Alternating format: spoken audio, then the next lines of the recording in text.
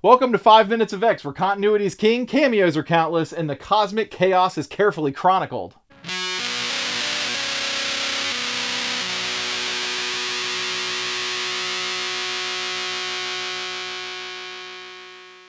Welcome back to 5 Minutes of X. Today we're diving into Strange Tales number 128 and the Avengers number 11, both bursting into the spinner racks on October 8th, 1964.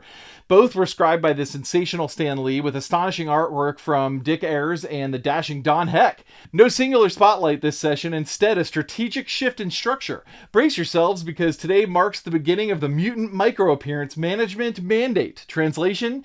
We're tweaking the timeline. Some characters, like our curiously complicated comrades Wanda and Pietro, often appear outside of the X-books in brief, blinking and you'll miss it moments. Covering every single smidgen of mutant minutia in its own episode?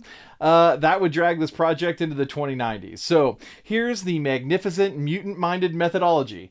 Mainline mutant media, one issue, one episode. Major crossovers with maximum mutant mayhem, also one per ep. Crumbs and curious cameos, I'll condense, collect, and cluster them, like today.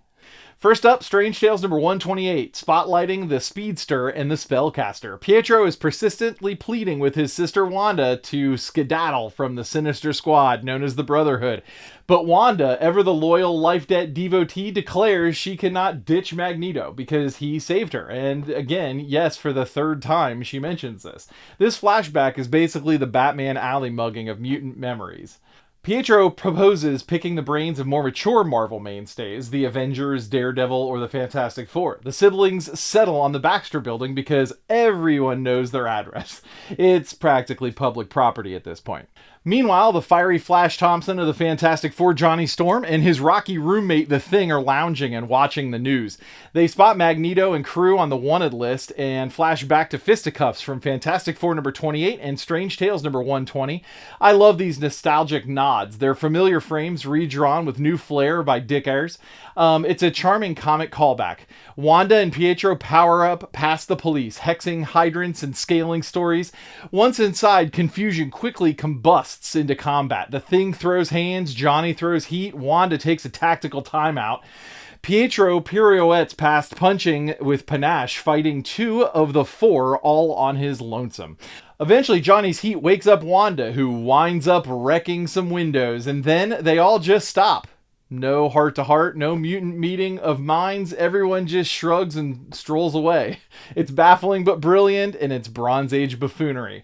Then we bounce to Avengers number 11. Same release date, same scribe, Stan Lee, but this time, art is handled by our debuting dynamo, Don Heck. And here's the mutant moment. A single Magneto panel. That's it. Kang the Conqueror is contemplating constructing a villainous vanguard. Magneto crosses his mind, briefly, but is booted for being belligerent and backstabbing.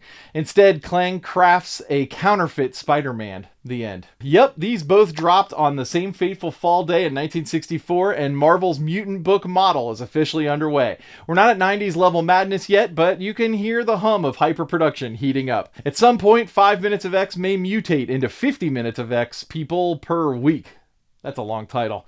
Anyway, as for today's double feature, we're edging ever closer to the Brotherhood breaking up, and I love that even these seemingly standalone skirmishes, the seeds of separation are being subtly sown. But also, my least favorite trope rears its regrettable, repetitive head. All this chaos, all this conflict, could have been solved with a simple, sincere sit-down, a coffee, a convo. But instead, it's punches and property damage. And Avengers number 11, that Magneto moment may be minuscule, but hey, it matters. One panel, one episode. You survived another session in the Danger Room. For more character chronicles, cameo catalogs, and what other mutant musings I'm mentally juggling, head on over to Jordy.com. New episodes drop Wednesdays at noon and Fridays at 4 p.m. Eastern. Remember, if you're busting into a building to beg for benevolent backup from bickering brothers in arms, maybe don't begin by blowing out the blasted bay windows. Remember, when you're seeking sage support from superpowered celebrities and skyscrapers, perhaps postpone the pyrotechnics and politely press the panel.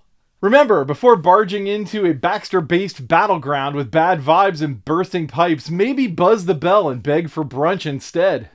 Remember, if you want warm welcomes from wall crawlers, weirdos, or world-saving weirdos, maybe don't start with a window-wrecking witch and her whirlwind brother. Boy, I really struggle with W's. Okay, one more. Here we go.